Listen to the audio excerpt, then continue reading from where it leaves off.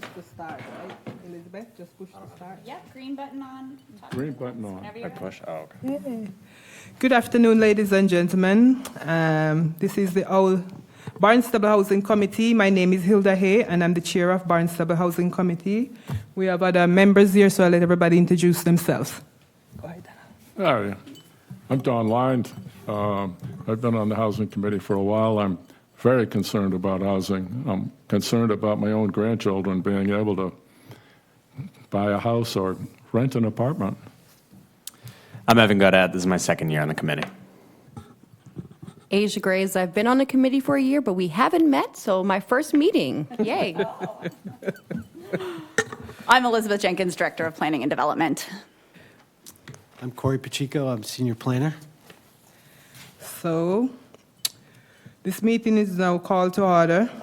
I just want to ask, is there anybody recording this meeting? This meeting of the Barnstable Housing Committee is being recorded and broadcast on the Town of Barnstable Government Access Channel in accordance with Massachusetts General Laws, Chapter 30A, Section 20. The chair must inquire whether anyone else is recording this meeting, and if so, to please make their presence known. So far, I see nobody that said that they're recording the meeting. Is there any public comment?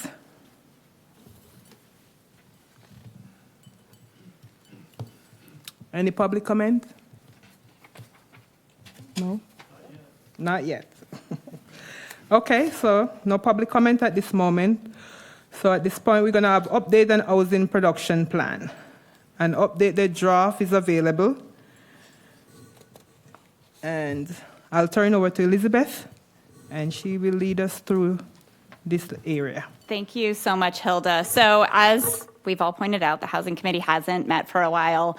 We started the housing production plan process with a consultant that we brought on board and ran into some subsequent issues moving that forward, including primarily the loss of our housing coordinator who was managing that project. And that definitely gets into one of the recommendations in our plan regarding making sure we have local capacity, as well as the turnover in our town council, and really wanting to understand how this process fits in with the ongoing work that they are doing and their expressed desire in terms of addressing housing issues. So when the new council got reelected, we sat down with the leadership.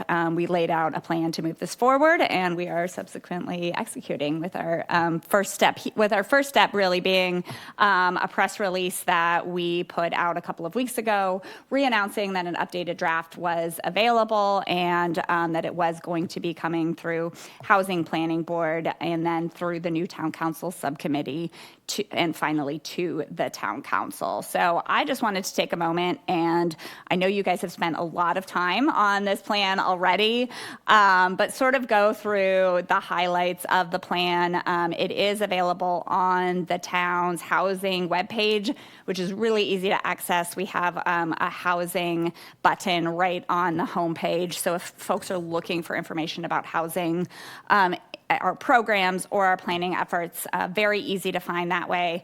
But I did just want to take a few minutes and walk you through sort of where we've been, the core, sort of what I consider the core strategies of the plan, and just walk through those next steps. So again, our plan, I'll take you briefly through the numbers because I will say the numbers are the primary thing that changed in the plan from the time that we started till now. One of the things that we were sort of waiting for were the updated 2020 census numbers. So I would say the primary change that was in the plan that you reviewed first time and the plan that is out to the public now are some of those numbers are informed with more updated data. I could talk a little bit about what we're doing because it has been some time since we met, and then walk through quickly the goals and strategies. So again, housing production plan is sort of a state mandated process. Must include a housing needs assessment, community engagement, review of development constraints, goals and strategies relative to producing affordable housing in your community and an implementation plan. And feel free to stop me at any time. I want this to be a discussion and certainly to get your input as we go through this. But that is what the Executive Office of Housing and Livable Communities lays out for what's required in an HPP. So again, we started this process by doing an updated housing needs assessment with our consultant. Town staff updated that assessment with 2020 census data and 2022 American Community Survey estimates. So we're bringing you the latest and the greatest. As part of the process where we started out, we did an online survey, focus groups, and 2 community workshops. And now, again, we are going to move through what I am sure will be an iterative public process to finalize this plan. Just to recap some of the main themes that we heard from our original engagement in terms of needs were that moderately priced and deed-restricted affordable housing was hard to find. We lack supply.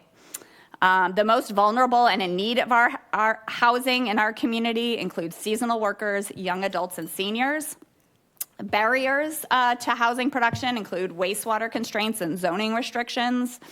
Public-private partnerships is an opportunity to bring more housing to town. A town cannot implement these strategies alone and without collaboration, and a desire to streamline development processes and consider more programmatic approaches. So just a real quick run through the numbers, and apologies to Asia, because I think you probably saw this at local comprehensive plan, very similar, so I'll go through it pretty quickly. But looking at what's changed since we adopted our last housing production plan, the number of households in the town of Barnstable decreased by 3%, but our total population increased by 8%. Our proportion of adults over 60 increased to 30% of our population, so at least 30% of our population over 60. 7 out of 10 residents in the town of Barnstable live either alone or in 2-person households. Would that indicate that the households decreased and the others increased?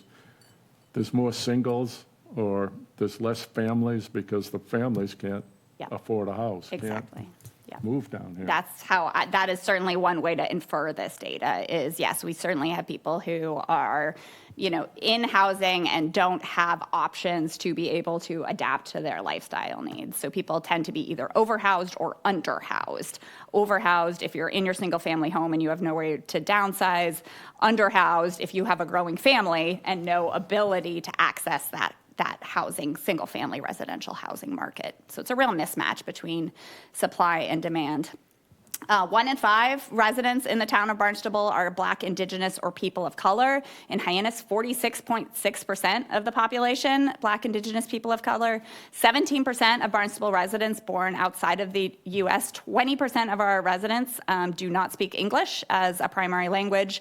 1 in 10 residents have some form of disability, and 60% of our residents have no bachelor's degree. So I think we think of ourselves as a very sort of resort, high-end community, but these numbers really show that there is a very, very diverse population here in the Region Center. What is not diverse is our housing profile. 71% of our housing stock is detached single-family residential. 74% of our residents are homeowners, and at least 1 in 3 of our housing units are seasonal. I say at least 1 in 3. I'm skeptical about this number. I think it's probably higher than that.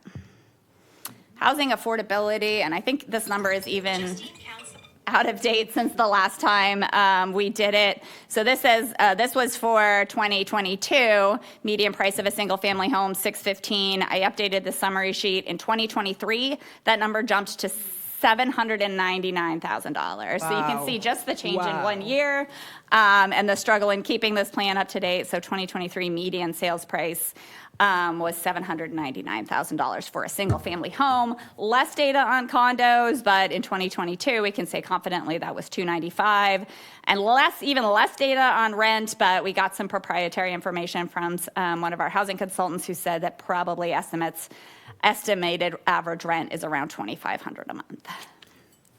Question. Yes. These numbers are way above the people that we really surveyed and who can afford these housing. And so as the years roll on, we're getting further and further away from people being able to afford these houses. Is there, with the productions that we have coming up, is there any way, like the people that are living here, so for example, if there's 100 houses, is there any way that we could put into place, say, at least 70% of those houses has to be to the people that already live here? Local preference. Local preference. So there are a couple of strategies for local preference. You can do local preference in affordable housing lotteries. So for deed restricted units, you're allowed to petition the state to have at least 70% of those units be local preference. That's a tiny piece of the number of new housing units we have come on board. Another recommendation that we have here in the plan deals with some communities are exploring using year-round deed restrictions, which wouldn't necessarily be for local residents, but would be for at least year-round residents. And that's something that we see communities like Provincetown doing some experiments with. Again, not restricting units by income, but restricting units by how long people can live there. So really trying to chip away at that seasonal demand for units. Okay. But local preference is a good one. I don't think it's called out specifically in the plan, so that's a great update to make sure we make. Can I add something as well? Yeah. Because I didn't get to participate in that. But I'm looking at the units that we have coming in permitting, the permitted units, the under construction and the final construction units. Yeah. This is actually very laughable. There's only about 10%, 10 units for people, who can need normal rent, rent that's probably about $2,000 a month. If you're doing the 50% mark, you're probably going to pay about $2,000 at that level. So there's only 10 supposedly coming online, 10, and even in the largest developments that our town is willing to consider and has considered, it's laughable that the affordability is not actually affordable. That's 65% AMI and that 80% AMI, that's not for the working class who are here. That's not for the people in Hyannis. In all reality, it's actually sickening. And we need the housing, we need housing, but we don't need some of those kind of housing that's being built, to be honest with you. It's a good takeaway. If we require 10%, what we're going to get is 10%. So how do we strike that balance? Yep. Even Everlay at 230 units, you all do 23 affordable, and that's a 65% AMI. Your average working class population can't afford these units. Yep. Especially at a senior age restricted development. Yeah, so the younger population, the families, the average working class person can't afford any of these new units at all. All right. So that's a problem. Let's talk about how we fill that gap. Because yes, most people here this exactly speaks to that point, Asia, 37% of all households in the town of Barnstable are spending 30% or more of their monthly income on housing. 30% of all households. Of our low and moderate income households, those who even qualify for affordable housing, 72% are spending 30% or more of our monthly income on housing.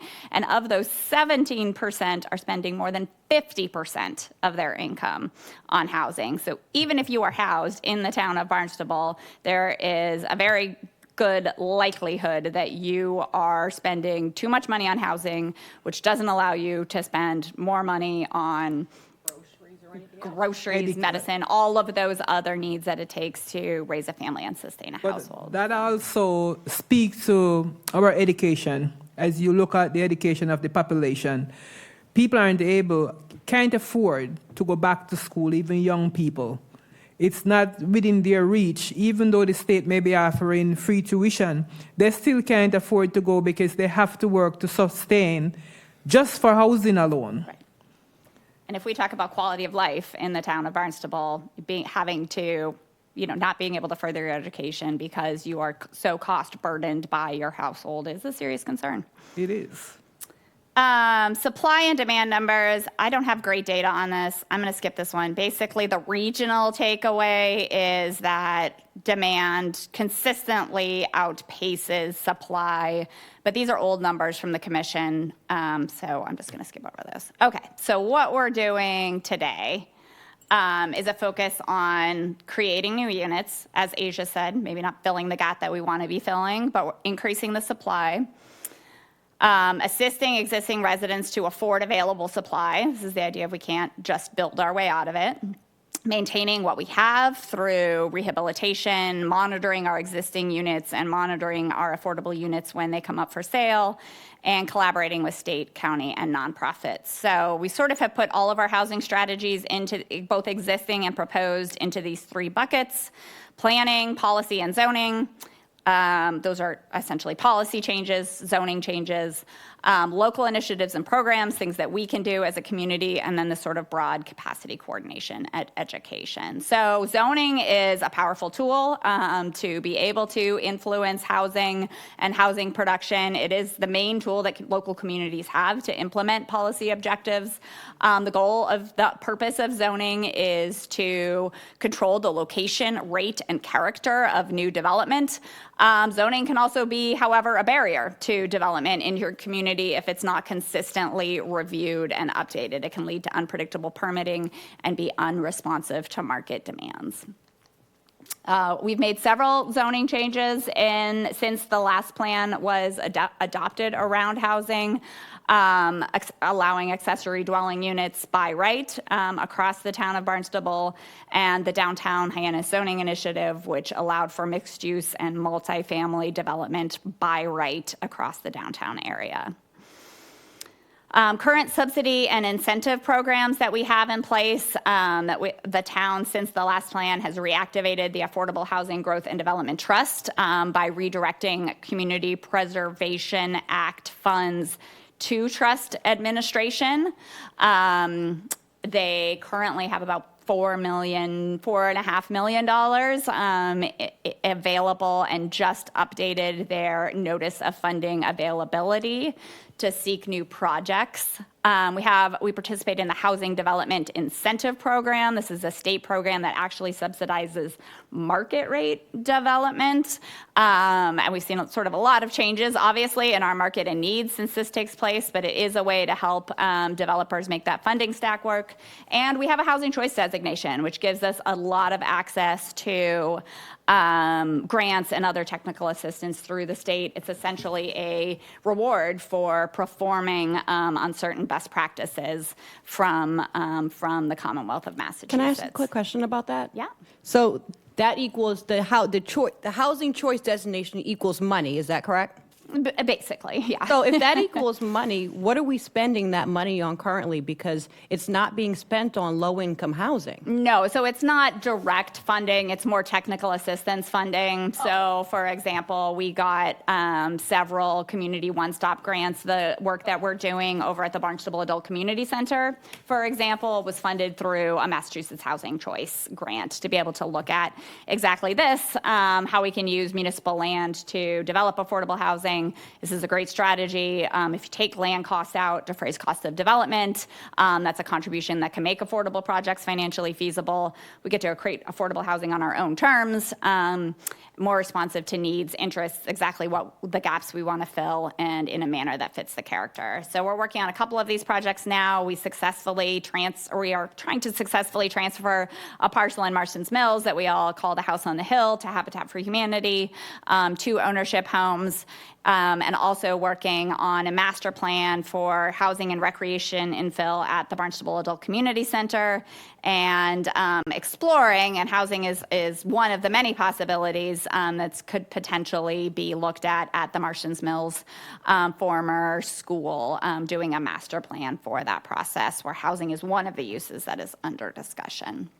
Why is this still the Marston's Mill piece of land? That discussion has been going on forever, and we still haven't come to any conclusion of how we're gonna use that piece of land. At that same time, the price of material, the price of workmanship, I don't get it. Yes, so we hope that through this inclusive planning process. We establish a definitive plan for the future of that property. There's a third kickoff meeting tonight at 6 o'clock on that. If you haven't been able to attend one of the first two, we also have an online comment tool, which you can access on our housing page if you guys can't make it to the meeting because you're here. But we invite everybody to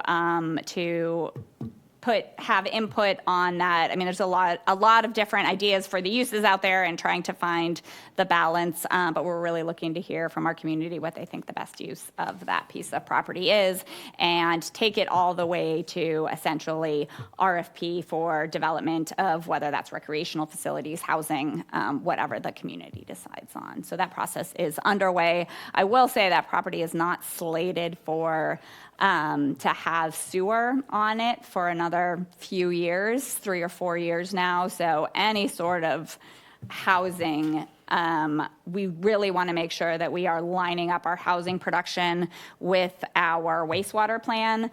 We're putting a ton of effort and money in this community into protecting our water resources, and we really want to make sure that those two efforts are matched up. So even if there is a decision that we want housing to be on that parcel, that is what our community decides, we have to look very carefully about the availability of sewer and the ability to provide that on that property because it is in a watershed that has restricted TMDLs, total maximum daily loads. So this is basically a long-term project that you all are going to be working on for, let's say, about the next 10 years, realistically, because it seems like if you guys have been working on this all the time you have had all of these meetings, why isn't there there's a need for housing now. We shouldn't be sitting waiting 5 to 6 years, it's particularly when the town owns this land and it's just sitting there not even being utilized. There might be an opportunity for a phased project there, but again, any phased project would probably involve an on-site system and just, again, we don't want to be contributing to our own issues relative to wastewater. So, and again, I think phasing is an idea, but if you're going to do anything on there, and this is just one project, what we're trying to do is make sure we look at all of our resources. BACC has sewer today. How can we create short, medium, and long-term options, which was sort of how we put this strategy together in terms of providing land or using land for potential housing projects. Maintaining our existing affordable units, this is a lot more effort and hours on the staff side than it sounds, but we're really trying to get our arms around making sure we have good monitoring for our units. We've been trying to do rehabilitation assistance for low-income homeowners for a long time. We've gotten as far as using community development block grants to help upgrade public housing authority properties, but have never been able to sort of find a partner to put together a larger program, and we do monitor all of our affordable housing unit resales and foreclosures. So goals of the plan, and again, you guys have seen these, even if it was a long time ago, they have not changed at all. One of the goals that you sort of have to have in a housing production plan is to get at least 10% of your year-round housing units on the subsidized housing inventory. We heard from you and from the rest of the community that we wanted to expand that. It's not just about SHI units. It's about making sure our units are affordable year-round, that they're serving seniors and families, that we're looking at both rental and ownership, and especially looking at those folks with special needs. Can you guys change that number from 10%? Because realistically, if we're talking about over 37% are basically overburdened, why can't we increase that to 40%? Well, I think that leads us to a really good discussion about what are our actual goals. Again, that's the state mandated goal. Shouldn't we be better than the state? Right, but that doesn't necessarily mean that 10% SHI compliance meets our community needs. So I think it's really, yes, it's very important to be thoughtful about the fact that just having 10% of our units deed restricted year-round might not meet all those housing needs, which is why we have other goals, which is seasonal and year-round housing options, certainly for employees and for those folks, even who are making moderate incomes. Here's where we're at today, 6.78. We actually slipped from 7.2, not because we lost units, but because we got more housing stock in the 2020 census. We are working on updating this number, and we can talk a little bit more about that later. Other goals is we are talking about housing supply and development, so making sure that we are thinking about those opportunities in a way that we have very traditionally in the town, sort of consistent with town-wide smart growth policies, making sure growth is directed to places where we're protecting our natural resources, certainly reusing vacant and underutilized property, and locating housing near other public assets like transportation infrastructure. And this is a big challenge of our local comprehensive plan, is designating exactly where those places are. Housing stability is a huge issue, again, in our community, looking at housing assistance programs for our most vulnerable residents, inadequate housing conditions, and again, stabilizing those who are at risk of homelessness. Enhancing our local capacity to implement housing initiatives. You know, there are only so many policies that we're able to implement as a local community, and we only have so many staff and programs to be able to implement those. So understanding what our limitations are and looking to increase that capacity. And partnering to promote greater public awareness of the issue and of Barnstable's housing crisis. You know, we need to continue to research solutions that other communities are coming up with, outreaching to our communities about their needs, and educating on solutions. Can I ask here? I know we're so focused on Hyannis. What about the rest of communities in Barnstable? I know a lot of the focus is on downtown Hyannis because it's close, but I can assure you, anywhere you live, you will get to work and you will get home. Yeah. So what's the bigger plan? Not only Hyannis, there's Centerville, there's Astorville, there's Matuit, there's Marcy's Mill. How are we going to be able to expand this housing production? It can't be just centered in Hyannis, and the focus can't be just on downtown Hyannis alone. Because if we decide to develop another area, that will come with everything else. Transportation will be provided. Transportation will be there. We at the moment, we have buses that go from here to Falmouth. We have buses that go from here to Orleans, all around. So I think we're missing a big part of the picture is just the focus on Hyannis. What about Astorville? What about Centerville? What about Marcy's Mill? What about all these other towns? I'm sure there are lands there that is available for building. They need to put the same amount of, we have to put the same amount of pressure on those communities as well. Of course.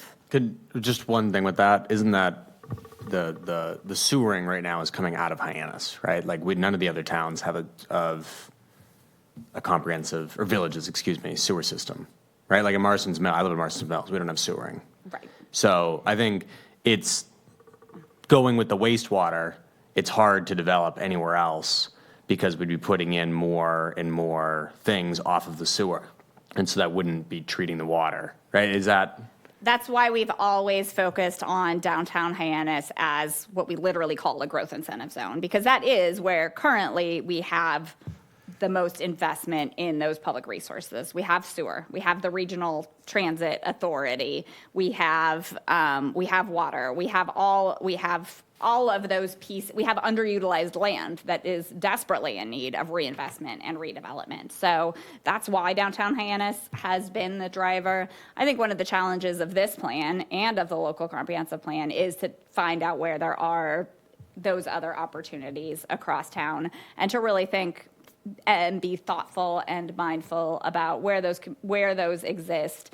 And it's not, whatever those policy changes are in those potential other locations, they're not going to look the same as they look in downtown Hyannis because you have all those other opportunities, again, stacked on top in downtown. But are there smaller scale approaches where we can work within wastewater constraints in other places?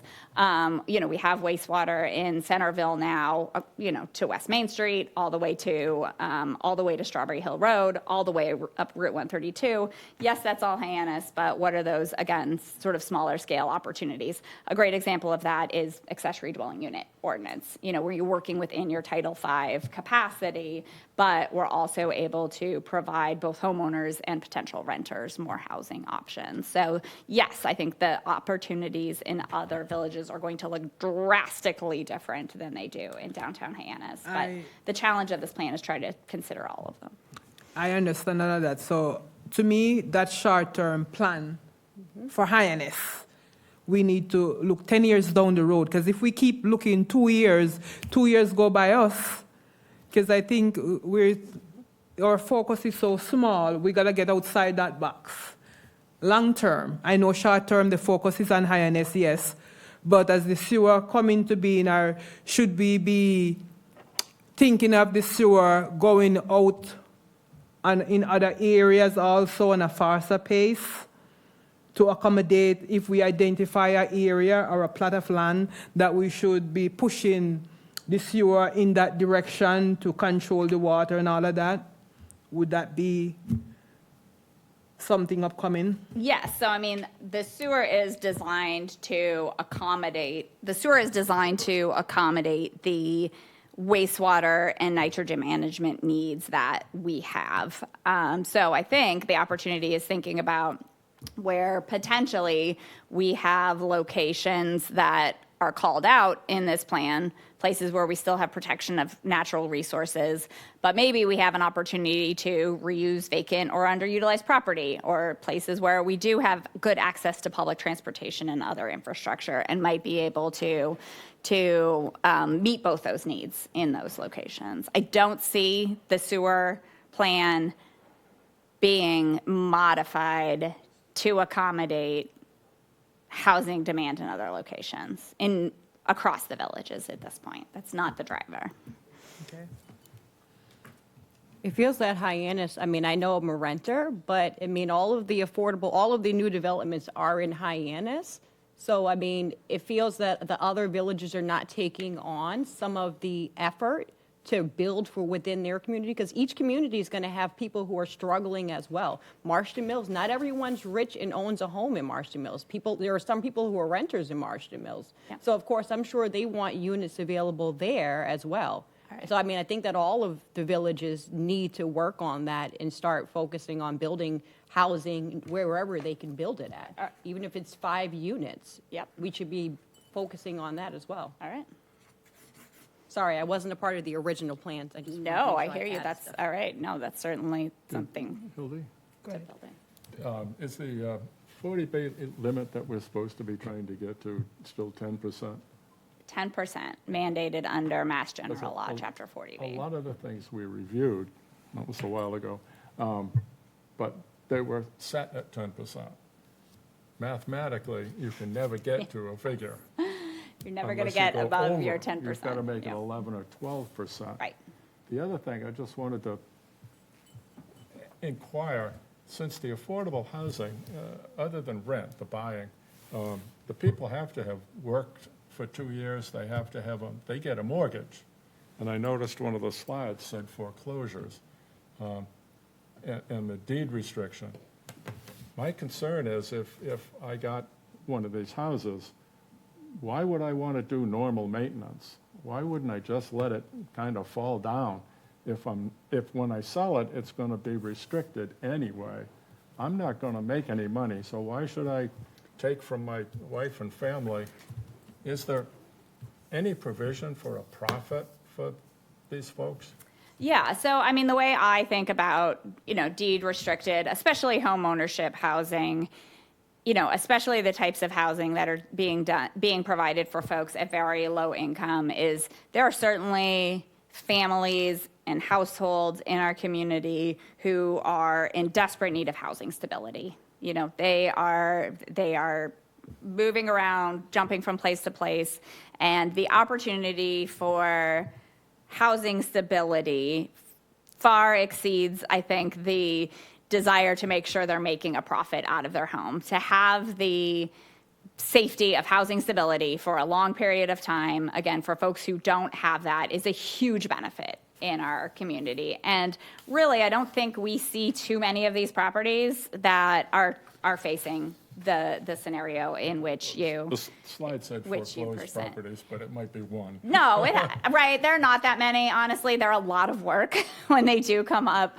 But yeah, there are folks who sometimes are in affordable home ownership properties, and they do end up foreclosing. And the challenge is a lot of these deed restrictions that are on these properties are older. Those deed restrictions might not have kept that property in as affordable in perpetuity. So what we don't want to happen is to have somebody an affordable homeowner foreclose on that property and then lose it and have it go to the open market. So a lot of the times we end up doing a lot of work to try to hold on to those affordable units. But yeah, I mean, that's the way I think about it is, yes, there are certainly, maybe we need programs that allow people to grow into equity in their homes.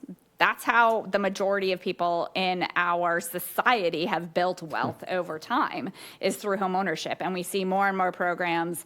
Mass Housing has one right now. They call it the Commonwealth Home Builder Program. They have a 15-year expiring deed restriction. So if you can buy into a home at an affordable rate. If you stay there in your community for 15 years, they'll essentially let you take the equity out of that home. Sorry, 15 or 50? 15 years. So it's a long-term investment. So again, I think it's one of those That's good. things where like we have many needs for many different But that homeowners. balances their need for stability with, let's take care of it because, In the we will be future, able we'll to be have able- some yes. profit in the future. And yes, that definitely gets into one of the recommendations in the plan is to be able to have more diverse funding sources to be able to come up with programs right now. Because right now we do most of our affordable housing programming using Community Preservation Act funds, and they require you to have a permanent deed restriction. So we need more funding. If we want to create opportunities like that, which I think we should, we need other funding sources to allow us to be a little bit more creative and diverse in the types of strategies we put in place in our Are we community. considering the sewering, the amounts I've heard are going to impact housing greatly. So much money.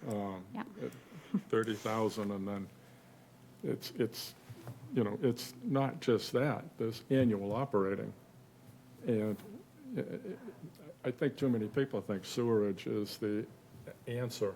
I think it was 7 years ago, that they closed Hyannis Harbor and the welfare apartments overlooking Bismarck Park. Two of my friends live there. They got 6 feet of sludge in their apartment. I just hope that somebody on the sewer commission is looking at, if it fails, even for a day or two, is there a second unit that, the flow's not going to stop. That is out of my wheelhouse, but we can certainly bring that over to DPW and look at whatever that situation was. I didn't So. mean to talk about garbage. No, it's not. It's literally our job to talk about garbage. Okay, so we talked about our goals and we talked about ways and other things we might include in here. We've touched on a lot of these strategies, again, in the 3 buckets. This was one so these are, again, our strategies under planning, policy, zoning, local initiative, and capacity and coordination. These are not all of the strategies in the plan. We've already had, for some of you, have sat through a 3-hour meeting with our consultant walking through these. I tried to keep them high level. So you guys can, and I tried to pull out the ones I think are probably most viable for early implementation in our community. I have a question for you about this. Yeah. So it says tax exemption to property owners who rent year-round to income qualifying persons up to 200% of the area median income. Yeah. Why are we covering up to 200% of the area median income? That's covering people who are making over 6 figures a year. That's a problem when we have low-income people that we're not helping. So we are not. But I'm just saying, this program seems crazy to me because that 200%, those are not working-class people. Those are people who, bring in over $250,000, $300,000 a year. Why are we subsidizing quarter millionaires? We are not. So again, But we are not. This program, why does it do that? So what this is one of the things we have talked about a lot is that if you own a property in the town of Barnstable and you are renting it to someone year round, you are still paying the same taxes that you would pay as a seasonal homeowner. We have that residential exemption. So shouldn't you, if you are renting year-round or as a year-round renter, get that benefit of that year-round tax exemption? So recently as a few months ago, the Commonwealth enacted in a bill, quote, the Act to Improve the Commonwealth's Competitiveness, Affordability, and Equity. They call it the Good Landlord Tax Exemption, a local option. So this is at the option of a municipality. We may vote as a municipality to put a tax exemption in place for property owners who rent year-round to income qualifying persons at affordable rates. So as a community, we can decide where we want to set those levels, what the income qualification is. I mean, again, if we were maybe Truro, like 200% would make sense. Different AMIs are going to make sense at different places and what that affordable rate are. So again, it's local option. We could not have even done this under old state legislation. Now at least the Commonwealth has given communities the option to look at this. So this is on the table. You know, obviously there are challenges of administration monitoring a program like this from a tax perspective that we would need our finance department to weigh in on. But it is an option that is on the table that was not on the table the last time we did our housing production plan. So again, that's where the state set the number, 200% AMI, but I think the key there is local option. Communities have control to set those wherever we have. And some other things that we've talked about is certainly you could have provisions that account for primary residency. So if you live here already and maybe have a second unit, that could have some credit. And one of the things that we talked about a lot when we put our accessory dwelling unit in place is, you know, where does that leave our accessory affordable apartment program? You know, we could consider a way to use this to bolster our accessory affordable apartment program, keep people in that program instead of switching over to an ADU by giving them a very significant tax exemption, because those units do count on our SHI, so we want to try to do as much as we can to keep them on there. So again, this is a new tool. The state just authorized it, but something we can consider to be able to support year-round rental. Another one that has come up, and again, we just sort of talked about this relative to Hilda's question, are year-round deed restrictions.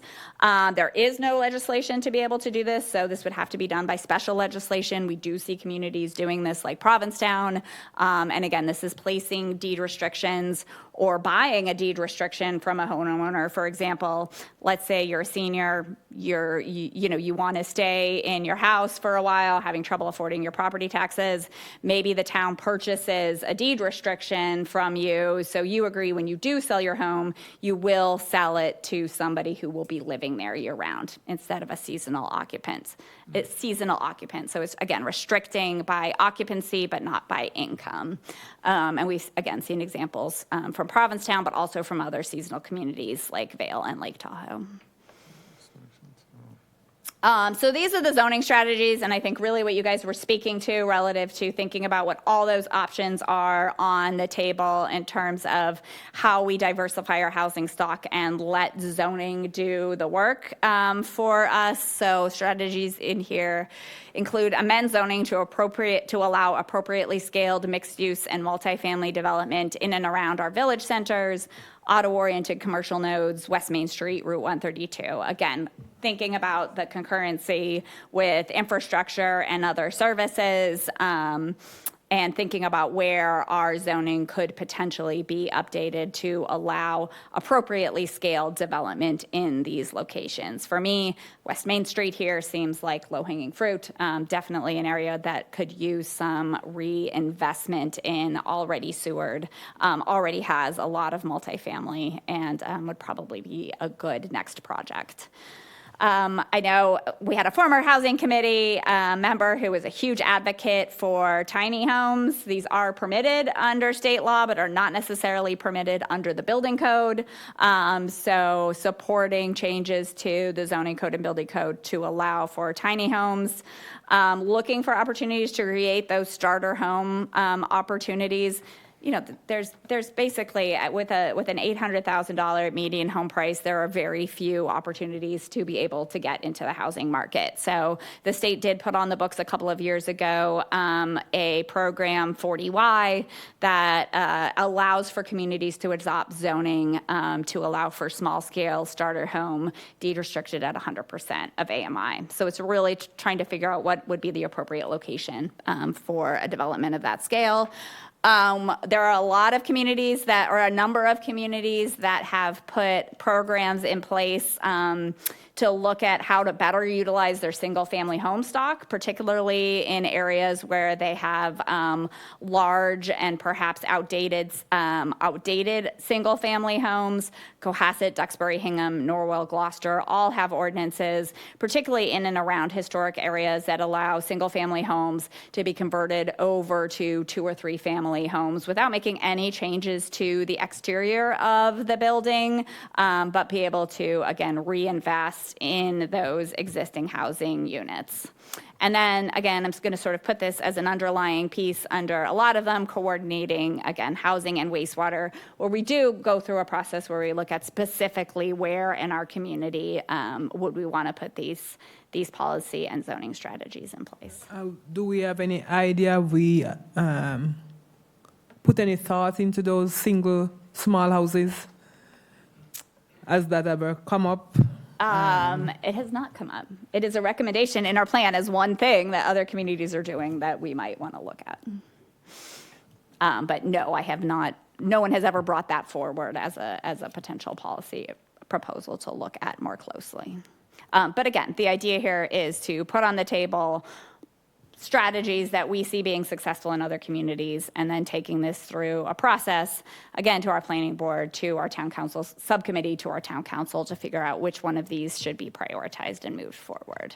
But it's our job to sort of say, hey, here's what's working in other communities, here are those strategies, which ones, now we'll decide which ones are right for us.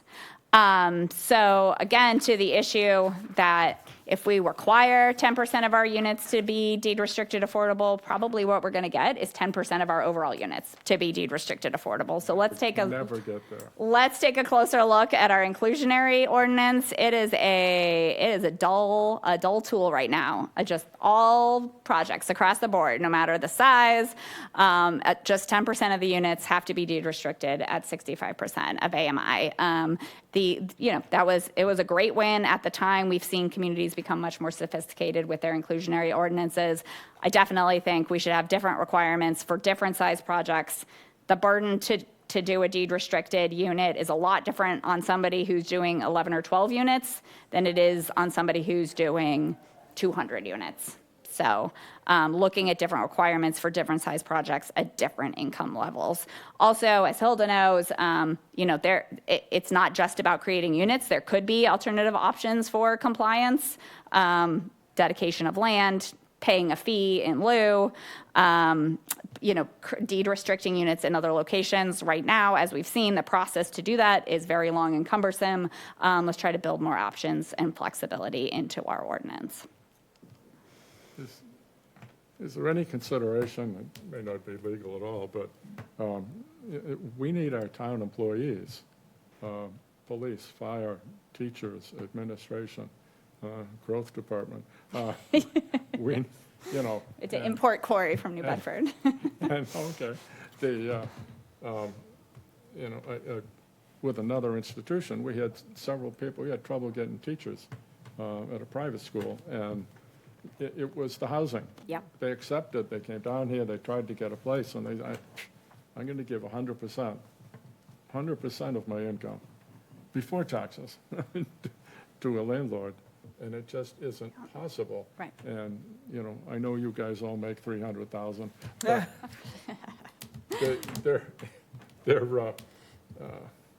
there should be something in there that the town of Barnstable could do something to at least make it easier. Yep. I don't know I don't have a plan for it. I'm just asking. No, I know other communities, like on Martha's Vineyard, they do have employer-assisted housing programs where you have essentially employers pre-purchase blocks of housing to help create developments. I'm not sure exactly how it would work either, but I know we've been talking with the school superintendent pretty consistently about, the very dramatic needs that she has over there at the school to be able to try to recruit and retain teachers, and especially with the school district being, one of the places where we probably have the most underutilized municipal property in the town of Barnstable. That's sort of what started the conversation around the Barnstable Adult Community Center is, hey, how do we match up housing opportunity with the locations where we most need this housing, close to our senior center, close to our intermediate school. So I'm not an expert on fair housing, but there are probably people who are out there who could figure us how to match up that. Again, how do we reserve that housing for employees of the town of Barnstable? And yes, Sarah, it's a huge priority of Sarah's and something we've been talking a lot about. It is, because I can speak as to healthcare. And summer is not here yet, and I can see the traffic on the road, the amount of visitors we're already having. And I know at the hospital, there are going to be lines, there are going to be longer waits, because there's no staff. Yep. Not that people don't want to work. Over the years, Cape Cod Hospital has been using a lot of travelers. Yep. And this year, the travelers can't afford the housing. The visiting nurses, yes. Even working in the hospital itself, in the ER, we have a lot of travelers. Oh. We don't have affordable housing that they can afford. A lot of the ones that were here who stayed through winter would have loved to stay through summer. They're not able to because the prices that they were paying, $1,500 a month for like probably a one bedroom, it's now $2,000. Yeah. So the people, they are not able to stay. So how are we as a community going to deal with this? If you are sick, if you get into an accident and you are sick and you go into that ER and you have 100 people or 120, which is normal for us during summer, waiting, 30, 40 people waiting on a bed. And every time there is something more dramatic happen, you push one person back in the line because now I'm going to have to deal with the more emergency stuff up front. It is really critical. Yeah. Housing is really critical. It's really a domino effect. Yeah. On Tell me healthcare. what is the housing type and profile of somebody who is a traveling worker in the hospital? What are they looking for in terms of housing? Most people are one bedroom. Okay. If they have families, probably a two bedroom. Not a lot over that. Always like a one bedroom, a two bedroom, even just a room. Sometimes they're just a single person, just want a room. So 1 2-bedroom studio.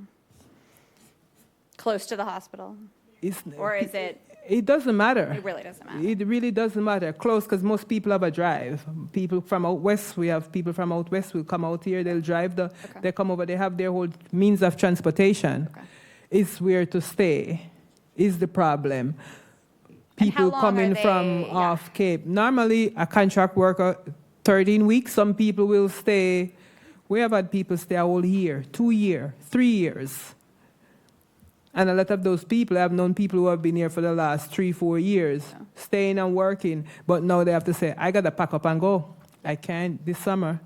So it ranges between 13 weeks to Yes. multiple years. And each 13 weeks, people, you re-sign your contract.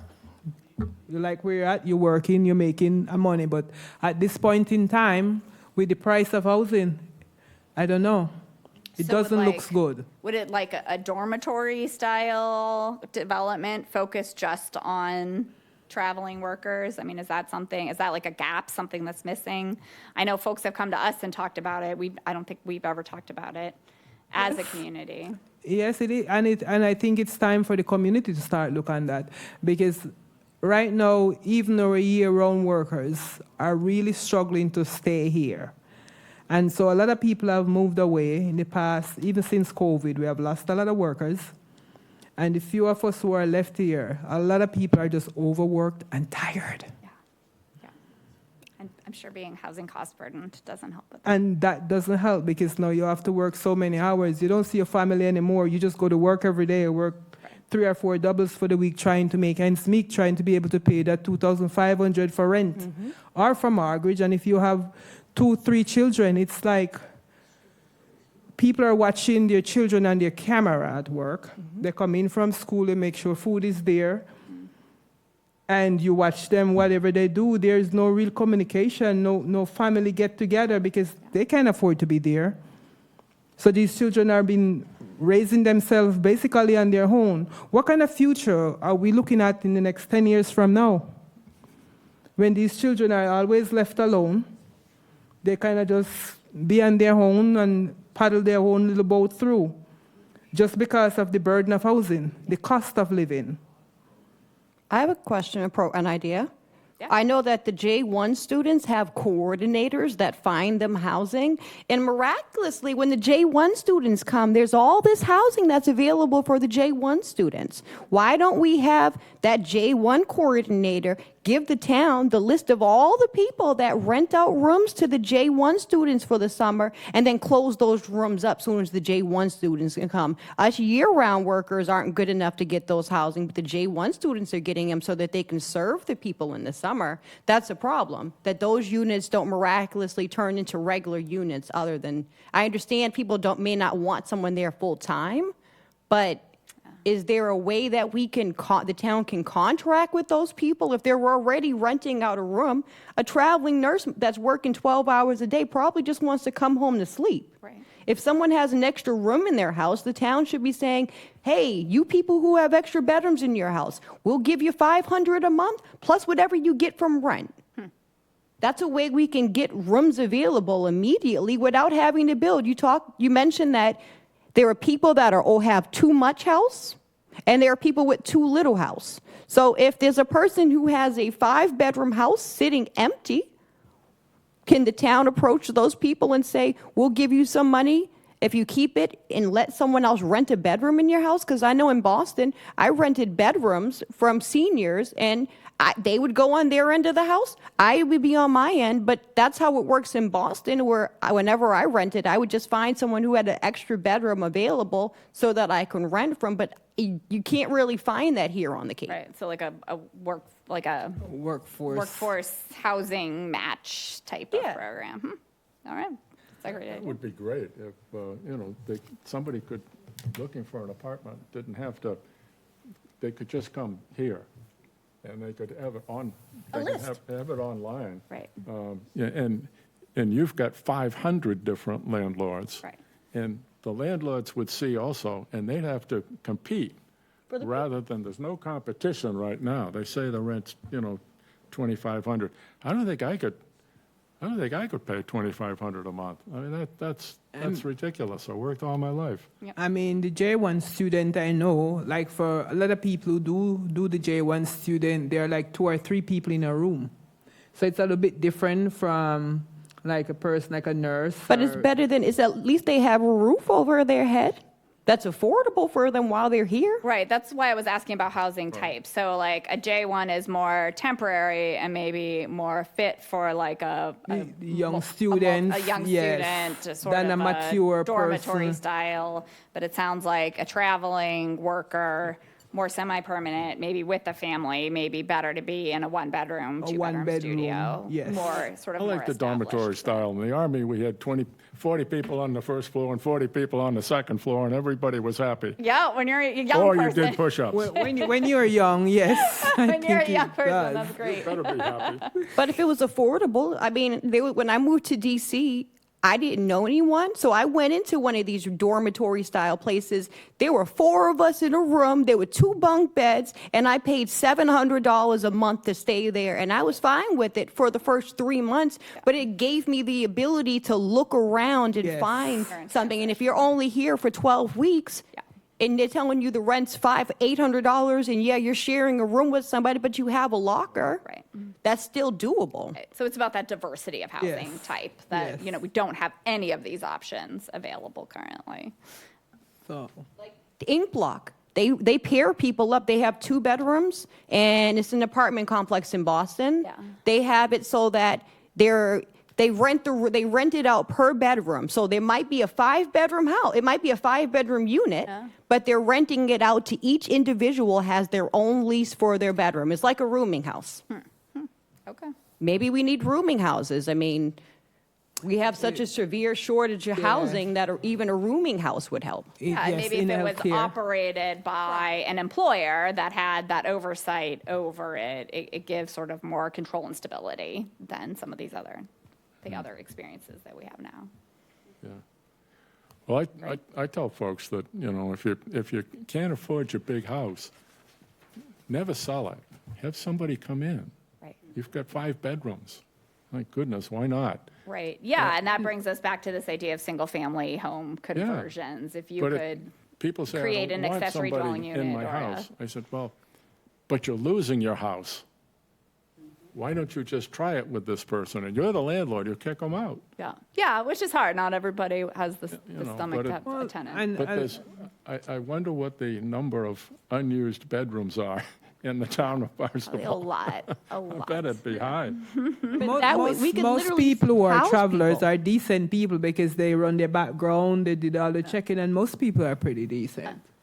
And it could be they could do a pair-up program. Right. Like it could be, hey, a senior who's in their big old house that needs someone to take the trash to the dump for them and go grocery shopping. Yeah. We have a lack of PCAs on the Cape as well. So someone could act as, hey, I'll do your grocery shopping, I'll clean the kitchen. A work program. Yeah, we had one of the stakeholders when we did the initial focus groups was a big advocate and had done a lot of research into home sharing programs. Her own mother had ended up home sharing with a college student, and it was a great match for the both of them. So I think it's who operates. There are apps for that. Who operates something like that, who establishes that program, takes on that liability, and helps people through that. Probably not a town function, but certainly some of the things relative to subsidy, certainly the coordination and sort of convening ability to get everybody at the table to build out a program like this. Is there a Definitely subsidy municipal. for homeowners that rent out a bedroom in their house? No. Can we put that in front of the town council as a plan? Is there what? Because there's nothing in, the town doesn't help we're going to subsidize at the 200% level for the year round and all of those kind of things. We have those tools available, but why isn't the town looking at subsidies for homeowners that rent out a bedroom in their house? Right. So I think what you're getting at is matching up some of these strategies. So we have a strategy, a tax exemption for a year-round rental. We have strategies for, looking at how we can better use our single-family home program. So maybe you put those two together, and if you are, renting to somebody in your home, there's some sort of tax benefit. Yeah. I think renting a room in your home is completely legal. You don't have to, if they got a make tax it exemption affordable. for it. You don't have to do this, you don't have to worry about hoops or who but it is your home. So you better be careful who you put in there. 'Cause I did Absolutely. landlord and tenant a long time, and it's very hard. I understand stabilization, but it's very hard to get someone out of the house. Yes. Well, which if is why they're Hilda's really idea bad. is a really nice one, because if you have sort of a group of people who have already, are here, they're vested, they have a reason to be here, they've been through a process where they have stable employment and some sort of pre-screening, it's a nice place to There's a start. risk to everything. But yeah, Yes, being there a is. landlord is a lot of responsibility. I don't want to be a landlord. But if you can't afford your property taxes, But if you can't or afford you your can't property afford your electric bill and you're a senior, this is just another Hmm. tool that could be available. Right. Again, it's all about putting all of the options on the table. Nobody's experience is going to be the same. Everybody has drastically different housing and life experiences, and it's about creating options that work the best for the people who live here. All right, so we've done a lot of these. Target underutilized property. Again, we've talked about what locations in our community need reinvestment. Let's identify what those are and zone for what we want in those locations.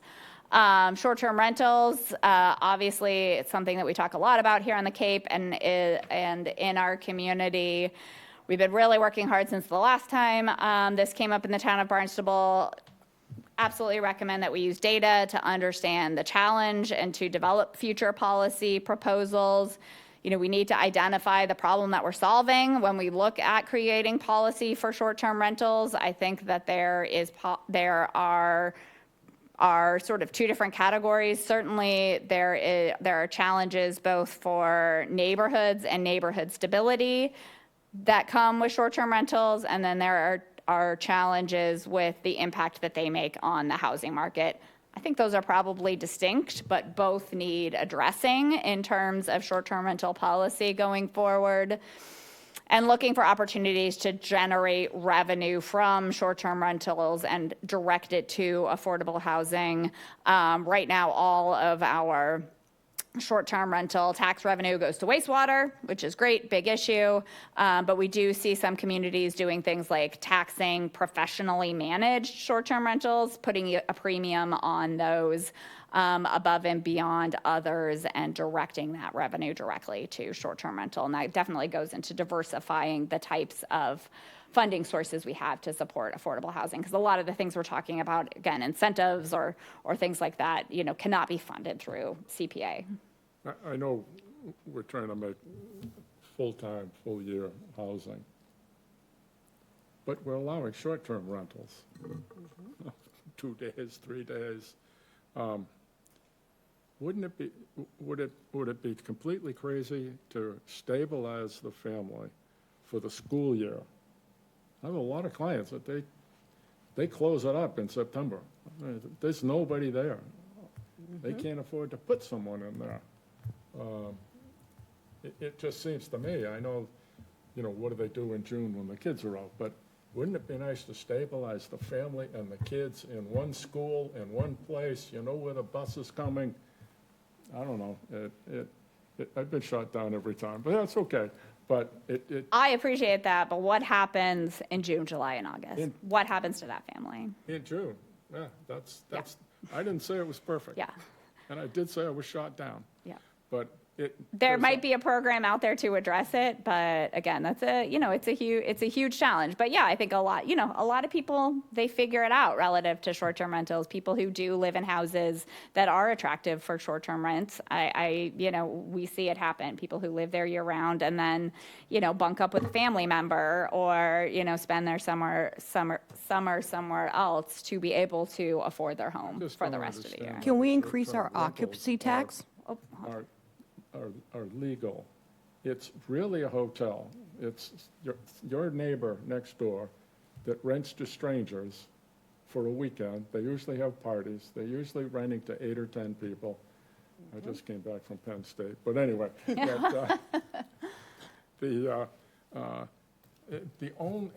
they reserve online instead of in person. But that's the only difference between them and a hotel, which is strictly regulated by the town and state. That's the only difference, except they don't have a hotel sign on your house next door. Right. It just seems to me, we're talking about regulating them. I would ban them, but that's me. Yeah, and I mean, that's one of the challenges is, seasonal rentals in this community are something that go back as long as our community has existed. It's a tradition here in the Cape. So where are those limits? Where are those limits, relative to corporate short-term rentals? Yeah, I mean, I absolutely think that those corporate short-term rentals that are being run like hotels do not have a place in our neighborhoods. Boosts the prices of the other houses up. Yeah. We just paid $4,000 for a weekend at Penn State. Wow. Well, no, my kid did. I didn't. Yeah. I'm broke. But $4,000, and it's a nice little modest home things. Yeah. And they rent for $1,200 Right. a month for Right. somebody living there, and $4,000 for a weekend. Right. So maybe the difference between them doing it for a weekend versus somebody who runs that short-term rental 24/7 could be very different. That we've certainly seen when we look at short-term rental experiences. Yeah, there are communities, particularly college towns, that, they have a big short-term rental impact, but they're for a short amount of time. They're around graduation and big football games and things like that. I think our community has a bigger challenge because we have essentially the entire summer that we're dealing with in terms of those impacts. Can we raise the occupancy rates? Can the town raise I know that, and I went to one of the town meetings, I think in Sandwich or Bourne, and they were voting on how much the hotels, like the town taxes. Yes. Hotels? Yes. So do we tax the short-term rentals in the same way? We do, and I should. Can we increase that tax? Because I know that Sandwich just increased theirs, I believe. Yes, I do not think we are at the maximum percentage. Why not increase it to the max and put that towards housing for year-round? Yes. Can we do that? I will have to look, again, I should have that more on my fingertips, but currently I think we tax at 3%, and that goes into the wastewater, and then there's the additional percentage that goes into the regional wastewater fund.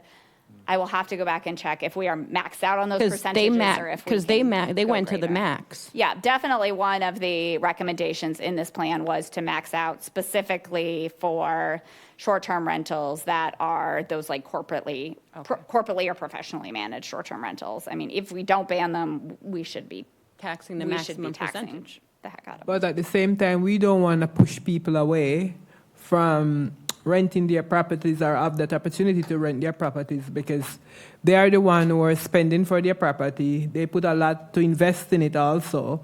And I think we have to have a balance. This community is a community where it's we are seasonal and we depend on the tourists to come in here. So we have to be careful of how we go about doing this because there's a place for everything. And I think there's opportunity for our tourists to be here, to come for a weekend.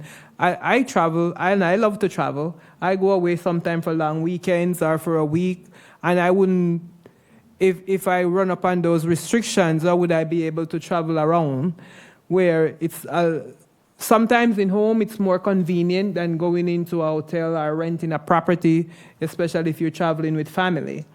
So we have to leave space for that also. We don't want to, because somebody's renting, we're going to push everything up so high on them that they, just want to don't do business. We still need the tourist business.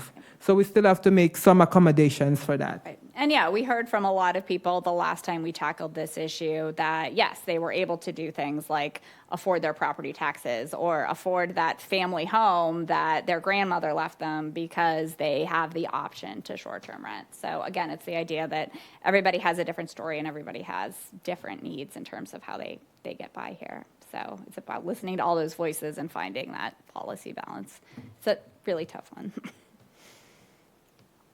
Okay, so short-term rentals, I think we've talked about underutilized municipal property, direct assistance and housing rehab. This is something that we are not doing, and I think we should be doing, collaborating with providers to address housing instability and prevent homelessness. So this is providing direct assistance to residents who are essentially in crisis in our community from a housing stability standpoint. There are existing rent assistance programs that service providers run in our community. There are two different types. There are sort of one-time emergency, hey, something happened, I lost my job or I got hurt or, I can't make my rent this month or next month. Like, I don't want to lose my housing, please help me. And those, have a lot of flexibility in. And then there's sort of multi-year rent assistance programs where you're trying to get somebody in a place where they're stable, you're providing them first, last, and security that they don't have. They could afford their rent, they just can't get in there. These sort of programs, they typically tend to be 3 years. They're targeted towards people who are income qualified and cost burdened. And again, these programs are already run and administered by providers in our community. We would need to essentially look at how we could close the gap or start to close the gap between need and funding. And the problem with the multi-year rent assistance is that we'd have to be really careful about who we qualify. As we've seen the cost burden, folks who are cost burdened in our community, that's a huge number. Like, we've been looking at communities like Brewster that don't have that many rentals, that don't have as much economic diversity as we do. They can run it with $100,000. we could run, I think we looked at it, we could run a multi-year rent assistance program for $500,000 a year. We could serve 83 families. We know by the numbers are going to be a lot more than 83 families that are cost burdened and need assistance. So how do we either provide more funding or set those, set those levers at a place where we're really making sure we help the most in need? And then we talked a little bit about rehab. We're doing CDBG right now on the public housing, but we hear consistently, one of the things we get consistently is how do we help people who are homeowners in our community, income qualified, help maintain their houses today. It's a tough challenge. I've been working on it for a decade. We need a really good community partner. I think we still continue to hear it as a need, so I want to make sure that it continues to be in here. All right, so those are sort of all our initiatives. I'll go through these real quick. Capacity, how do we get this done? Essentially, capacity coordination, research, education. One thing that's, again, that we've made huge progress on. This office has been a huge advocate for it. Regional Housing Service Office. Affordable housing takes a lot of time. It's a lot of paperwork. It's a lot of deed restrictions, it's a lot of checking boxes, it's a lot of monitoring. It doesn't make sense for all 15 towns on the Cape to have a person who has those skills to do it. We should be working regionally. Almost every other region in the state does. We should establish a regional housing service office that provides community support for monitoring and other affordable housing technical needs. The county started a pilot program. It is underway. They did sort of a first year needs assessment. They're in year 2 where they're providing technical support to municipalities. It needs to be permanently established, managed, staffed. I think the town of Barnstable should look at housing, the regional housing service office in this community. We're the biggest community. We have the most capacity. I think putting it at the county in the short term is great, but it needs a host community. I really encourage the town of Barnstable to think about stepping up and hosting that regional. I think that would be good because I think there are help out there at times that people are not aware of because they're in so many different branches, different places, different community, CBD, housing assistant. It's like a big circle. Yeah. So if we could host a place that have everything under that one umbrella, that people could go in and get any assistance they need. Don't have to drive from West Main to come back down to town in Hyannis and go to Yarmouth, different location. If everything was in one location for all the towns, somebody working there, one location where we can find all these services would be a great idea. Absolutely. And again, I think Barnstable, as the largest town, as the center of the Cape, has an obligation to step up and meet those needs. So we have indicated that. Again, these are sort of the good things that we all should be doing, building on what Hilda said, promote and educate on the things that we are doing, clarify our roles and responsibilities. We now have another town committee on housing, who's doing what, who's in the lead, how do we move forward? We cannot do this alone. We must have collaboration and partnerships with organizations, as we talked about, major employers, developers to get these done. We have to keep our staff and develop them like the Regional Housing Service Office, expand our local capacity. We've talked about this a number of times. We can't fund all of our housing needs just through CPA. We need more diverse funding sources to be able to allow us to create more diverse programs throughout the town. So that is what the plan looks like today. Thank you. I think we have some great sort of suggestions for additions and other things that should be highlighted. Again, this isn't everything. There are other strategies in the plan that I didn't cover today, but I think these are probably the ones that are most sort of ripe for potential implementation. We are accepting public comments through June 14th. You can leave them directly on the website, on the Housing Production Plan website, which can be accessed through the housing button, or you can email them directly to me, or if you're old school, mail them to Planning and Development. Again, we put this press release out on May 15th. We are bringing this to the Housing Committee today. We've talked to the Planning Board Chair. The Planning Board is a sort of a required body that has to approve this, so we're going to them on the 24th. And then working in cooperation with town council leadership, we understand that the plan will be forwarded to the town council housing subcommittee for hopefully endorsement. They can prioritize what actions they want to see in this plan being the most important, so we have real actions to move forward. But we would like to get our plan done, has to be approved by the town council, and then once that is done, it can be forwarded by the town manager and has to be approved by Executive Office of Housing and Livable Communities. That was not So we quick. have- That wasn't quick, sorry. We did the best. You did the best you could with what we have. Okay, so you just did the update on the town council subcommittees. We're looking to have an approval of our minutes from January 11, 2023, and from April 12, 2023.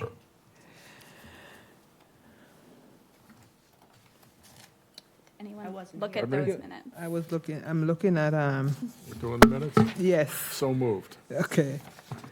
So what we did clarify is even if you weren't here, we knew this was going to happen. If you've at least looked at the minutes I did. and you can say that Second. they were approved appropriately and reflect the sort of best practices for minutes, and you are eligible to vote on those. Okay. Thank you for looking at those, Asia. Yes, we Second. do. Thank you. And we were thinking of next committee meeting date. Or should we?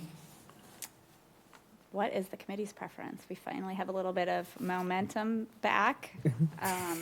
Definitely making sure that we are interested in staying coordinated with the town council committee, which Hilda sits on. You said, correct, you Yes. are up for appointment Yes. on the town council subcommittee. So hopefully, can be sort of pulling priorities out of that group to have this group work on or develop a little Could we do further. at but- least 5 o'clock instead of 4 o'clock? Because 4 o'clock's a little early. I work, so for me, I took time off from work just so that I can make sure that I made this one. So if we could do it a little bit later, at least at 5:30, for me, it would work better. Fine with me. Is that fine with you? That's fine Good. with me. I don't know about, you're okay with that? What time? Like, Like- at least at 5 o'clock, just because I work, so it's kind of hard that for me, I have to take time off of work to come into this, and I That was really fine with me. don't want to do that again. Wednesday's good? Yeah. Still? All right. Yeah. Do you guys want to, so again, planning board gets this on June 24th.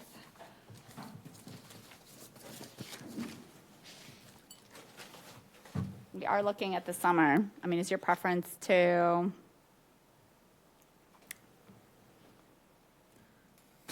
I don't want to be overly ambitious. I want to set a reasonable. We meet at Kalamazoo Beach. Yeah.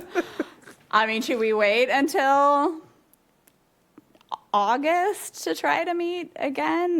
Do you want to try to meet in the summer? Should we defer to September so we can see what the town council housing subcommittee, we could poll in a month and see where everybody's at?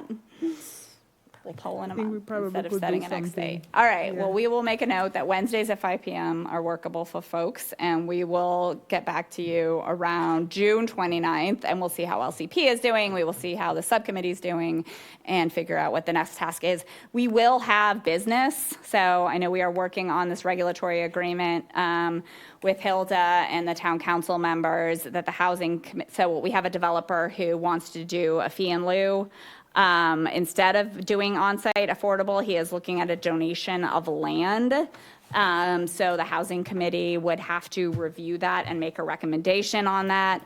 I think we will probably also have LIP applications come through for some of these new developments that are on this list that we will need you. So there will be some functions of the So housing we committee. can say we don't support some of the projects. So in this particular instance. For this one, I'm talking about the For this Stu Bernstein particular one. instance, this is tied to the dockside regulatory agreement project. The developer would prefer not to do his affordable units integrated within the development. I think there are 5, but he would like to pursue an option under the inclusionary ordinance. And he laid out all 3, either to pay a fee, to put the units somewhere else in another one of his developments, or to donate to the town a parcel of land. So We've been vetting these with a small group, somebody from housing, somebody from planning, a couple of town councilors to see what they think might be viable before we put a ton of interest, a ton of effort into this. But housing committee is required to weigh in and make an advisory opinion on this application. I know I don't support any of his projects. They're not affordable. He doesn't include affordable. He doesn't think about the poor. So that's my viewpoint on it, and I like to be very transparent. That's certainly why we have opportunities for all groups to weigh in. So, all right, so yes, so there will be business, and in a month, we'll revisit where those things stand. And Yeah, we'd figure out love our next to date. even meet even probably one more time in July somewhere, just so we keep, since we haven't met in so long, and if there is any progress to what's going on, we don't want to be the ones that's pulling back, because we really want to move forward. Understand. I'll make that sacrifice to make it happen. Okay, great. And we'll make I will. sure also to get you guys in updates on what the Affordable Housing Trust is doing. They have a slew of new applications that they have in and are reviewing. So we'll keep you updated and maybe get Jillian in here next time to provide updates. Good? Okay. All right. I think we made it. Awesome. And one more thing that we wanted to add, we are working on, Corey has sort of taken the lead on updating our subsidized housing inventory. We want to make sure all these new units we are producing are getting counted. That's something just administratively we have not done for a couple of years since we haven't had a housing coordinator. But we are working on that, and we'll report back to you guys on that at the next meeting as well. Thank you so much. Thank you.